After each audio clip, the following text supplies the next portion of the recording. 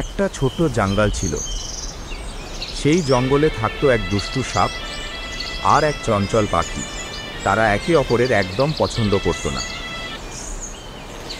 পাখি গাছে বাসা বানাচ্ছে,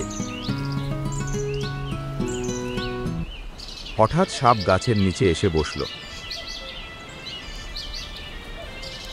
পাখিটি ভাবল যে আমার বাসা ক্ষতি করার জন্য আসছে। তখন পাখিটি বলল, আমার গাছে কেন উঠছো? এই গাছের ছায়া আমার খুব পছন্দ, একটু বিশ্রাম নিতে দাও। ঝগড়া করল আর তাদের মধ্যে শত্রুতা তৈরি হলো। হঠাৎ একদিন বৃষ্টি নামলো, ঝড় শুরু হলো। পাখির বাসা ভেঙে গেল। সে কাঁদতে কাঁদতে লাগলো একা গাছের নিচে বসে। তখন সাপ এসে হাজির হলো গাছের নিচে। সাপ বলল, ভয় পেও না বন্ধু, এসো আমার গর্তে থাকো আজ রাতটা। পাখি, তুমি আমার শত্রু, আমি তোমার কাছে কেন যাব? না, আমি আজ শুধু সাহায্য করতে এসেছি। পাখি বলল, তুমি সত্যি এত ভালো, আমি আজই বুঝতে পারলাম। সাপ বলল, যতই যা হোক বন্ধুত্ব ঝগড়ার চেয়ে বড়। পাখিটাকে সাথে করে নিয়ে গিয়ে তাকে তার গর্তের ভিতর আশ্রয় দেয়।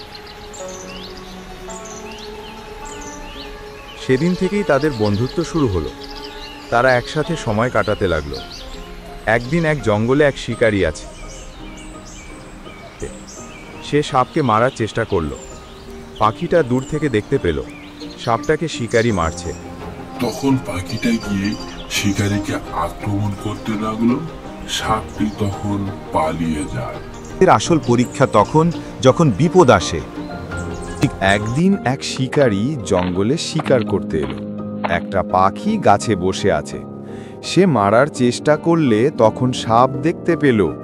সাপ বলল, আমার বন্ধুকে মারছে বলে সে সাপ শিকারীকে ধ্বংস করতে গেল।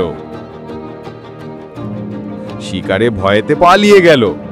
পাখি বলল, ধন্যবাদ বন্ধু, তুমি আমার প্রাণ বাঁচালে। সাপ বলল, বন্ধু মানে একে অপরের পাশে থাকা সব সময়। এখন তারা আর শত্রু নয়, বরং পুরো জঙ্গলের সবচেয়ে ভালো বন্ধু। পাখি বলল, দেখো আমরা একসাথে কত সুখে আছি। সাপ বলল, হ্যাঁ, বন্ধুত্বই আসল শান্তি।